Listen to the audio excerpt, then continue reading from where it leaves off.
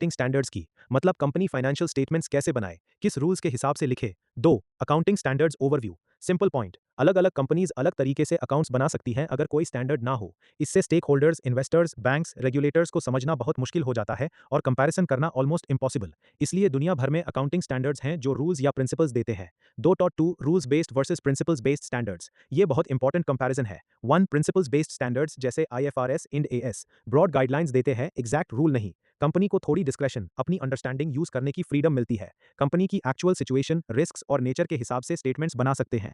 फायदे, फ्लेक्सिबल है, हर तरह की कंपनी के लिए प्रैक्टिकल। एक्चुअरीज और प्रोफेशनल्स को अपना जजमेंट यूज करने का मौका। स्टेटमेंट्स कंपनी की रियल पिक्चर ज्यादा अच्छे से दिखाते हैं। नुकसान, मैनिपुलेशन का थोड़ा रिस्क क्योंकि डिस्क्रेशन है। कंपैरिजन अलग अलग कंपनीज के बीच मुश्किल हो सकता है। 2. रूल्स बेस्ड स्टैंडर्ड्स जैसे पुराने US गैप के कुछ पार्ट्स बहुत डिटेल्ड और स्पेसिफिक रूल्स होते हैं। ये करो, ये मत करो, सब कुछ प्री डिफाइंड होता है। फायदे, क्लियर है, कंप्लायंस आसान चेक कर सकते हैं। मैनिपुलेशन कम होता है क्योंकि रूल्स स्ट्रिक्ट होते हैं। कंसिस्टेंसी ज्यादा होती है। नुकसान, बहुत रिजिड, सख्त, हर सिचुएशन कवर नहीं कर पाते। कॉम्प्लेक्स कंपनीज के लिए मुश्किल और कॉस्टली, कभी कभी रियल इकोनॉमिक पिक्चर नहीं दिखाता। Real life example, insurance company के कॉन्टेक्स्ट में, लाइफ इंश्योरेंस कंपनी के लिए लॉन्ग टर्म लायबिलिटीज हैं। प्रिंसिपल्स बेस्ड अप्रोच में वो अपने बेस्ट एक्चुअरियल जजमेंट से रिजर्व्स रख सकती है।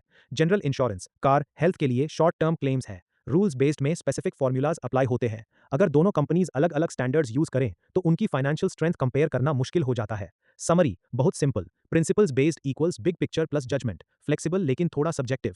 Rules based equals strict rules, clear लेकिन रिजिड और कभी कभी unrealistic.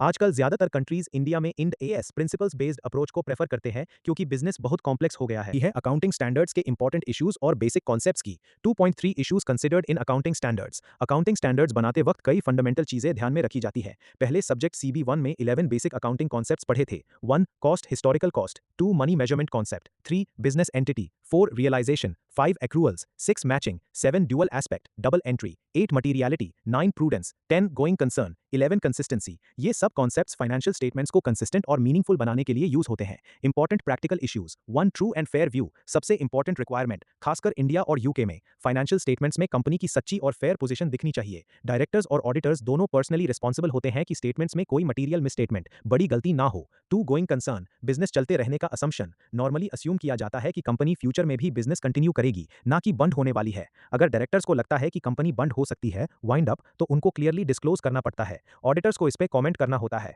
3. Prudent best estimate basis, company को कंजर्वेटिव, सावधान रहना चाहिए। एसेट्स को ओवर वैल्यू नहीं करना, लायबिलिटीज को अंडर एस्टिमेट नहीं करना। इंश्योरेंस कंपनीज के लिए बहुत इंपॉर्टेंट, फ्यूचर क्लेम्स के लिए प्रूडेंट प्रोविजंस रखने पड़ते हैं, ना ज्यादा ऑप्टिमिस्टिक ना ज्यादा पेसिमिस्टिक। Balanced best estimate. चौर, प्रॉफिट एक्रूअल, प्रॉफिट तब रिकॉग्नाइज करो जब वो अर्न हो गया हो, चाहे कैश अभी आया हो या नहीं। लॉन्ग टर्म कॉन्ट्रैक्ट्स में प्रॉफिट को इवनली स्प्रेड करना पड़ता है। स्मूथिंग, लेकिन एक्सेसिव स्मूथिंग अलाउड नहीं।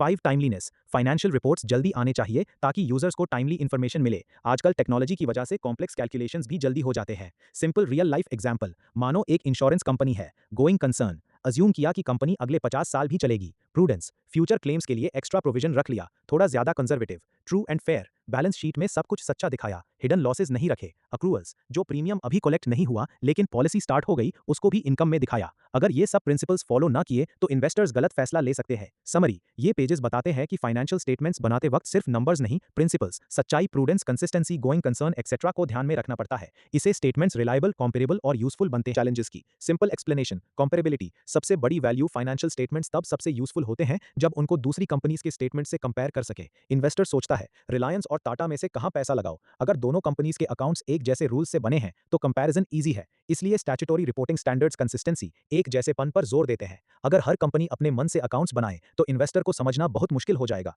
Real problems, challenges. 1. Country specific standards, हर देश के अपने रूल्स हो सकते हैं। इंडिया में Ind AS IFRS based, America में US गैप, दोनों अलग स्टाइल के हैं। 2. मल्टीनेशनल कंपनीज का झमेला, एक कंपनी जो इंडिया, US, UK, सिंगापुर में बिजनेस करती है, उसको हर कंट्री के अलग अलग अकाउंटिंग स्टैंडर्ड्स के हिसाब से रिपोर्ट्स बनाना पड़ता है। ये बहुत महंगा और कॉम्प्लेक्स हो जाता है। 3. स्पेशलाइज्ड बिजनेसेस जैसे इंश्योरेंस, बैंक्स, इनके लिए एक्स्ट्रा स्पेसिफिक रूल्स होते हैं जो नॉर्मल कंपनी से अलग होते हैं। Real life English example, Tata group या रिलायंस इंटरनेशनल लेवल पर काम करती है। इंडिया में इंड AS के हिसाब से रिपोर्ट, US में SEC के रूल्स के हिसाब से अलग रिपोर्ट, यूरोप में IFRS के हिसाब से। एक ही ट्रांजैक्शन जैसे कोई एक्विजिशन को अलग अलग कंट्रीज में अलग तरीके से दिखाना पड़ता है, इसलिए उनको बहुत बड़ी अकाउंटिंग और ऑडिट टीम रखनी पड़ती है। समरी, एक लाइन में, अच्छे अकाउंटिंग स्टैंडर्ड्स का मकसद ये है कि फाइनेंशियल स्टेटमेंट्स कंपेरेबल, कंसिस्टेंट और क्रेडिबल हों ताकि इन्वेस्टर्स, बैंक्स और रेगुलेटर्स आसानी से कंपनी की पिक्चर समझ सकें, लेकिन मल्टीनेशनल कंपनीज के लिए ये एक बड़ा प्रैक्टिकल चैलेंज बन जाता है। समझ आ गया भाई?